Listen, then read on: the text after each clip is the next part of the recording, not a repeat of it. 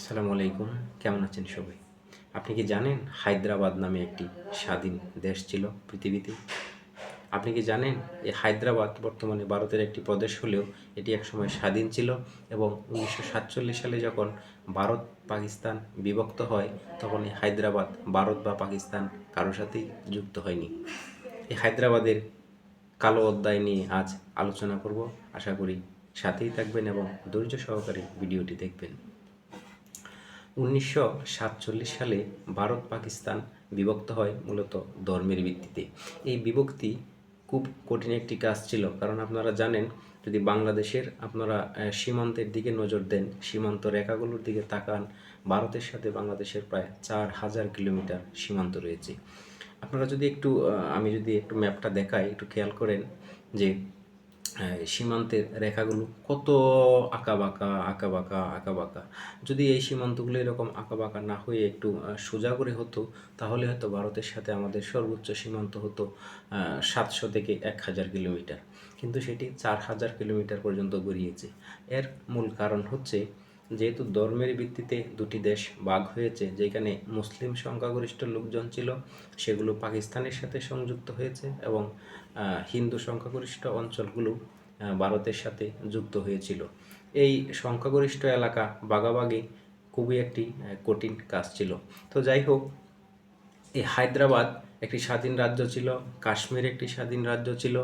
এই রাজ্যগুলো ছাড়াও আরও ভারতের প্রায় কয়েকশো স্বাধীন রাজ্য ছিল, যেগুলো ভারত বা পাকিস্তানের সাথে যুক্ত হয়ে যায়। কিন্তু কাশ্মীর এবং হায়দ্রাবাদ কারোর সাথেই যুক্ত হয়নি, সেগুলো স্বাধীন দেশ হিসেবে আত্মপ্রকাশ করার প্রত্যয় নিয়ে।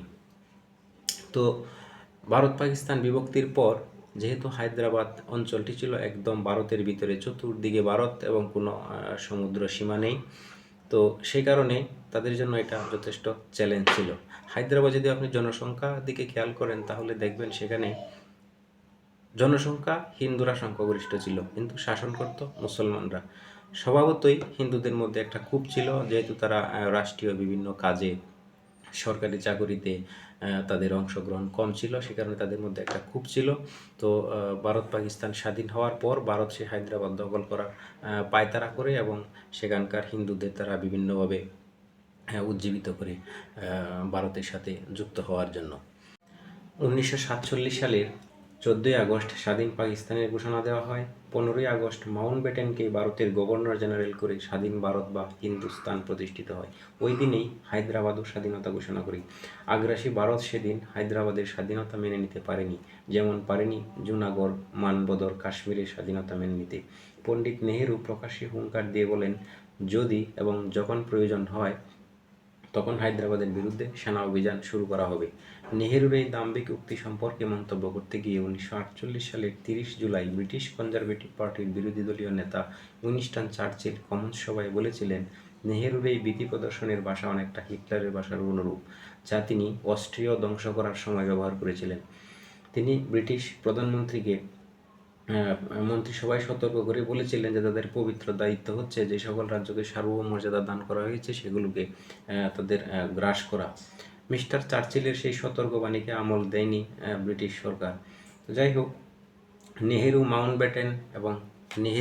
মাউন্টব্যাটেন এবং প্যাটেল চক্র ধূর্তামি, ছলনা, ভয়ভীতি প্রদর্শন করে যেমন উপমহাদেশের 562টি করদ রাজ্যের অধিকাংশই গ্রাস করে নিয়েছিল, তেমনিভাবে হায়দ্রাবাদ দখলেরও পরিকল্পনা আঁটতে লাগলো। তাদের চিরাচরিত অভ্যাস এবং ব্লু প্রিন্ট অনুযায়ী প্রথমেই দেশের অভ্যন্তরে প্রশিক্ষণপ্রাপ্ত অনুপ্রবেশকারী ঢুকিয়ে দিয়ে হায়দ্রাবাদের অভ্যন্তরে অস্থিরতা সৃষ্টি করা হলো। সত্যগ্রহের নামে হিন্দু মুসলমানের শত শত বছর ধরে গড়ে ওঠা সাম্প্রদায়িক সম্প্রীতি ধ্বংস করে দেওয়া হলো।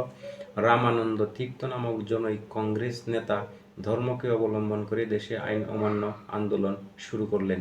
হায়দ্রাবাদ সরকার দরপাকড় শুরু করলে তিনি ভারতে পালিয়ে গিয়ে সেখানে বসে অ্যাকশন কমিটি তৈরি করলেন।